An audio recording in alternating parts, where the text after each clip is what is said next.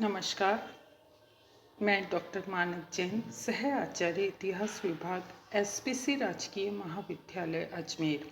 आज हम MA final इतिहास के 8वें प्रश्न पत्र का अध्ययन कर रहे हैं, जिसका नाम है गांधी दर्शन। आज विद्यार्थियों हम गांधी दर्शन में पढ़ेंगे कि सत्याग्रही संहिता क्या थी या राजनीतिक विरोध के साधन के रूप में सत्याग्रह का मूल्यांकन किस प्रकार किया जा सकता है। ये एक विचारणीय बिंदु है और इस बिंदु पर हम चर्चा करेंगे। गांधी जी की सत्याग्रह की अवधारणा को व्यवहारिक रूप दिया। गांधी जी का सत्याग्रह दर्शन सत्य के सर्वोत्तम आदर्श से उत्पन्न हुआ है। सत्य के पुजारी का यह पुनीत कर्तव्य है कि वह सत्य की कसौटी तथा उसके आधारों की रक्षा करे। प्रचलित भाषा में सत्याग्रह का अर्थ है अहिंसात्मक प्रतिरोध, लेकिन सत्याग्रह केवल अहिंसात्मक प्रतिरोध के विभिन्न रूपों असहयोग, सविनय अवज्ञा, उपवास धरना आदि तक सीमित नहीं है, बल्कि सब प्रकार के अन्याय, उत्पीड़न और शोषण के विरुद्ध आत्मबल का प्रयोग ही सत्याग्रह है। सत्याग्रह ऐसा शब्द है जिसे हम काफ़ी परिचित हो चुके हैं। क्रियात्मक रूप में यह शब्द गांधी जी के नाम का पर्यायवाची बन गया। सबसे पहले 1906 में गांधी जी ने ही इस शब्द का प्रयोग अहिंसात्मक प्रतिरोध आंदोलन के अर्थ में किया, जिसका नेतृत्व उन्होंने दक्षिण अफ्रीका में अन्याय और भेदभावपूर्ण कानून के विरुद्ध किया। सत्याग्रह सभी बुराइयों से संघर्ष करते हुए कदापि समझौता न करके भी बुराई करने वाले तक प्रेम से पहुंचता है। सत्याग्रही को मानव स्वभाव और उसकी अच्छाइयों में अनंत विश्वास होता है। अस्त्र के रूप में सत्याग्रह का उपयोग अपने निकट और प्रियतम के विरुद्ध भी किया जा सकता है। सत्याग्रह प्रेम के कारण अमल में लाया जा सकता है और प्रेम पात्र के लिए अधिकतम कष्ट सहने की इच्छा रखता है। सत्याग्रही जब संघर्ष में नहीं लगा होता है तो रचनात्मक सामाजिक क्रियाशीलता में, सेवा और त्याग के चाव में लगा रहता है।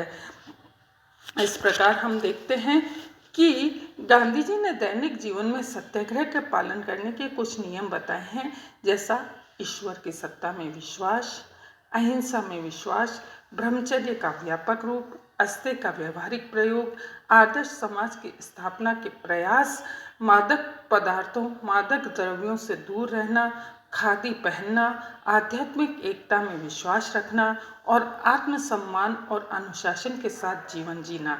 गांधी जी आदर्श समाज की रचना करना चाहते थे। यह तभी संभव है जबकि समाज में नैतिक भावनाओं और मान्यताओं से अनुप्राणित व्यक्ति हो।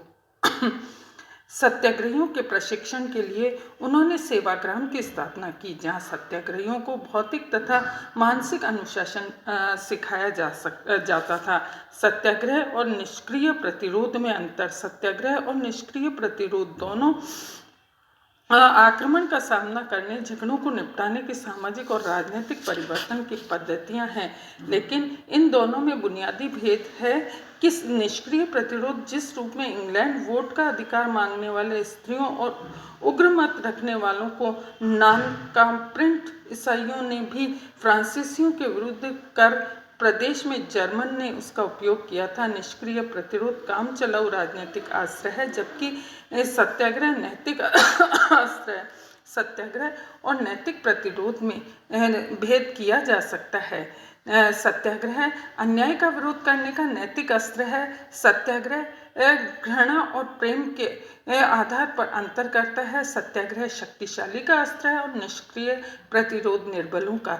सत्याग्रह गतिशील अस्त्र है और निष्क्रिय प्रतिरोध स्थिर अस्त्र है।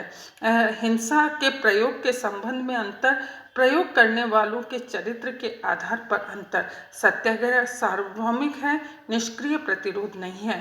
गांधी जी द्वारा अपनाई गई सत्याग्रह की कुछ तकनीकें हैं, जिनका प्रयोग हम गांधी जी के द्वारा किस प्रकार किया ये देखते हैं। पहला है समझा बुझाकर समझौतों के द्वारा मतभेद को दूर करना। दूसरा है आत्मपीड़न के द्वारा विरोधी को जीतना। तीसरा है अहिंसात्मक सत्याग्रह करना। चौथा है उपवास करना। गांधी जी के अनुसार उपवास अन्याय का विरोध करने का एक महत्वपूर्ण साधन है। 5वां है हड़ताल करना, 6ठा है सामाजिक बहिष्कार करना, 7वां है धरना प्रदर्शन आदि करना, 8वां है सविनय अवज्ञा करना। गांधी जी ने इसे सशस्त्र क्रांति का पूर्ण और प्रभावशाली तथा रक्तहीन स्थानापन्न बनाया है। गांधी जी का विचार था कि सविनय अवज्ञा खतरे से पूर्ण अस्त्र है, अतः इसके प्रयोग की पूरी तैयारी करना चाहिए। गांधी जी ने सविनय अवज्ञा की व्याख्या करते हुए कहा कि यह अनैतिक कानूनों की अवज्ञा है। यह सरकार के अनैतिक कानूनों का नागरिक तथा अहिंसात्मक रूप से प्रतिरोध प्रकट करता है। नेक्स्ट है स्वेच्छा से पालन और 10वां है आर्थिक रूप से बहिष्कार करना। इस प्रकार निष्कर्ष रूप में हम देखते हैं कि गांधी जी ने सत्याग्रह को भी व्यापक रूप से प्रतिपादित किया। गांधी जी ने अत्याचारों और का विरोध करने के लिए भिन्न भिन्न परिस्थितियों में भिन्न भिन्न साधनों का उपयोग करने का सुझाव दिया। गांधी जी ने सत्याग्रह का आविष्कार करके सफलता प्राप्त की, विश्व को दिखा दिया कि बिना सशस्त्र और रक्तमय क्रांति के भी देश की आज़ादी को प्राप्त किया जा सकता है। यदि स्वतंत्र भारत अत्याचार के विरोध में सत्याग्रह का नियम अपना लेता है तो परतंत्र राष्ट्रों पर अच्छा प्रभाव पड़ेगा। ये राष्ट्र भी अपनी सुरक्षा के लिए अहिंसात्मक साधनों का प्रयोग करके एक नवीन युग का सूत्रपात कर सकते हैं। गांधी जी का विचार था कि व्यक्ति गलती या तो सत्य की जानकारी न होने पर करता है अथवा अपने स्वार्थ की दुर्भावना से प्रेरित होकर करता है। उनका विश्वास था कि उसे सत्य का ज्ञान करा दिया जाना चाहिए ताकि उसके हृदय से दुर्भावना निकाल दी जाए। जो गलती की है वह सुधारी जा सकती है। गांधी जी के अनुसार सत्याग्रही का कर्तव्य है कि वह विरोधी को वस्तु स्थिति का ज्ञान कराए तथा समझा बुझाकर उसे सही रास्ते पर लाया जाए। गांधी जी के अनुसार सत्याग्रही को यद्यपि अन्याय, असत्य, अत्याचार के साथ संघर्ष करने के लिए प्रतिक्षण प्रस्तुत करना चाहिए, परंतु शांति के लिए भी हर समय प्रस्तुत रहना चाहिए। उसे हर समय ऐसे सम्मानजनक समझौते के अवसर का स्वागत करना चाहिए। इस प्रकार स्पष्ट होता है कि गांधी जी ने सत्याग्रह में प्रारंभ से ही उग्र विचारों में का प्रवेश नहीं होने दिया। असहयोग करना भी सत्याग्रह का ही एक नियम है। गांधी जी के अनुसार असहयोग हिंसक नहीं होना चाहिए, क्योंकि यदि हिंसा से बुराई उत्पन्न होती है, अतः उन्होंने अहिंसक असहयोग का स्वागत किया। अहिंसात्मक असहयोग का भी विरोधियों पर प्रभाव पड़ता है और उसे गलती का एहसास भी हो जाता है। इस प्रकार हम देखते हैं कि गांधी जी ने सत्याग्रह और निष्क्रिय प्रतिरोध में भी अंतर किया है और यह भी बताया है कि सत्याग्रह एक प्रेम का विधान है, सभी के लिए प्रेम का मार्ग है। यह सभी परिस्थितियों और सभी रूपों में सिद्धांत रूप में हिंसा का पूर्ण परित्याग है।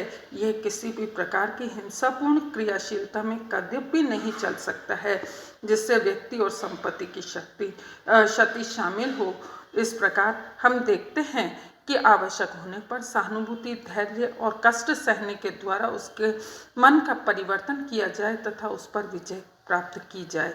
यही गांधी जी का सत्याग्रह है। इति नमस्कार।